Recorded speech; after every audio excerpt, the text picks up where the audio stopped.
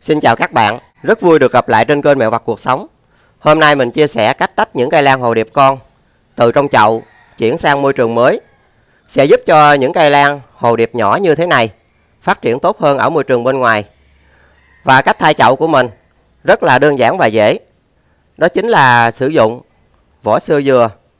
Và sưa dừa thì có tính chát, có chứa rất là nhiều tannin, có tính kháng khuẩn rất là cao và sẽ giúp cho những cây lan hồ điệp của chúng ta hạn chế được những nấm bệnh, rất là hiệu quả.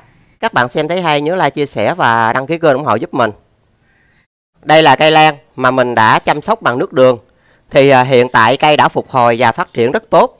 Và những chiếc lá trên đây cũng đã thẳng và xanh hơn rất là nhiều. Các bạn có thể xem thêm trên kênh của mình. Và có nhiều bạn nói, nếu như chúng ta để những chiếc lá lan tiếp xúc với phần chất trồng và có độ ẩm cao thì nó sẽ làm thối những chiếc lá này. Nhưng mà không sao các bạn ạ.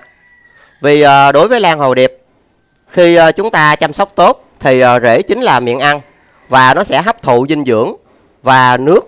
Nó sẽ cung cấp cho những lá lan trên đây luôn thẳng và phát triển tốt. Do đó khi các bạn trồng và chăm sóc, khi chúng ta thấy những chiếc rễ ở dưới đây phát triển mạnh mẽ thì những lá lan trên đây không bị vấn đề gì cả. Và nó sẽ góp phần giúp cho lá lan luôn xanh tươi và khỏe mạnh. Và điều đó sẽ chứng minh được là khi bộ rễ khỏe mạnh thì những chiếc lá ở đây mặc dù có tiếp xúc với nước và chất trồng thì những chiếc lá ở đây vẫn không bị thối. Các bạn sẽ tiến hành bóp nhẹ cái phần chậu nhựa và sau đó chúng ta giữ cố định phần gốc và các bạn từ từ lấy cây lan ra. Thì các bạn xem, khi chúng ta chăm sóc bằng nước đường thì những rễ ở đây đã được cung cấp đủ nước và được hút một cái lượng nước rất là tối đa. Do đó bộ rễ phát triển rất là tốt. Và các bạn gỡ bớt những cái phần rêu trên đây ra. Đây các bạn xem, chiếc lá lan này đã tiếp xúc với phần chất trồng và rất là ẩm, nhưng mà những chiếc lá này vẫn không bị thối nhũng. Chính là nhờ những cái rễ ở đây đã phát triển rất là tốt. Và nó sẽ giúp cho cây lan có rất là nhiều đề kháng. Vì phần cây con này đã dính liền với phần thân, do đó các bạn sẽ dùng kéo, chúng ta sẽ cắt ra.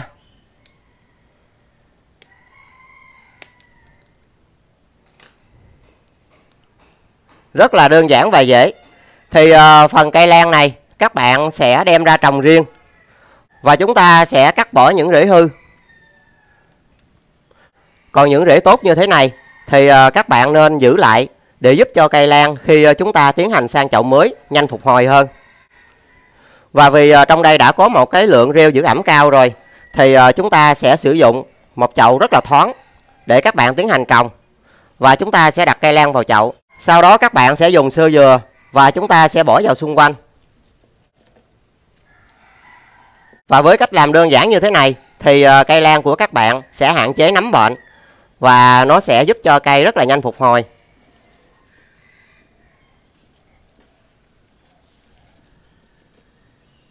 Đối với cây lan nhỏ này, khi chúng ta đã cắt ra thì trong một khoảng thời gian ngắn cái vết cắt đã khô lại và các bạn trồng thì chúng ta sẽ yên tâm cây lan sẽ không bị hư. Và để cố định tốt hơn và giúp cho cây lan nhanh ra rễ, các bạn dùng những cây kẽm nhỏ thì chúng ta sẽ đặt vào đây và cố định lại bằng dây rút.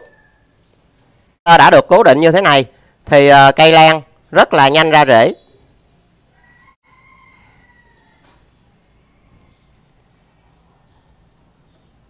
Và đối với những cây lan nhỏ thì các bạn sẽ sử dụng những chậu nhỏ, cây sẽ rất là nhanh ra rễ.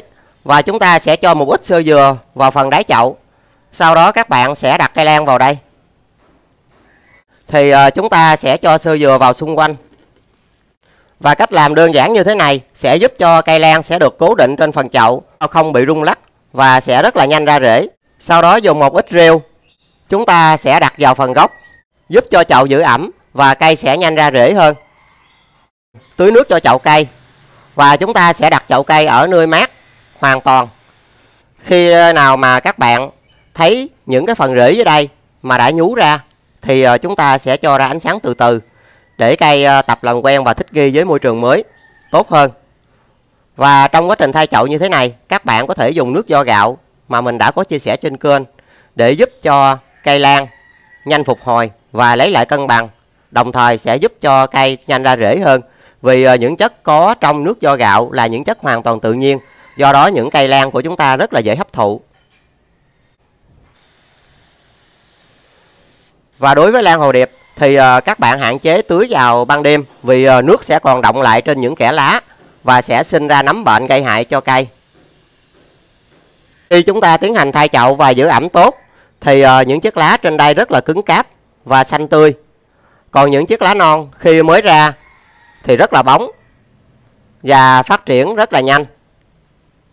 Và đối với lan hồ điệp, khi các bạn trồng và chăm sóc tại nhà thì chúng ta thay chậu và giữ ẩm tốt cũng sẽ góp phần giúp cho bộ rễ của cây lan mập mạp hơn, và những cái đầu hút ra thì rất là to khỏe.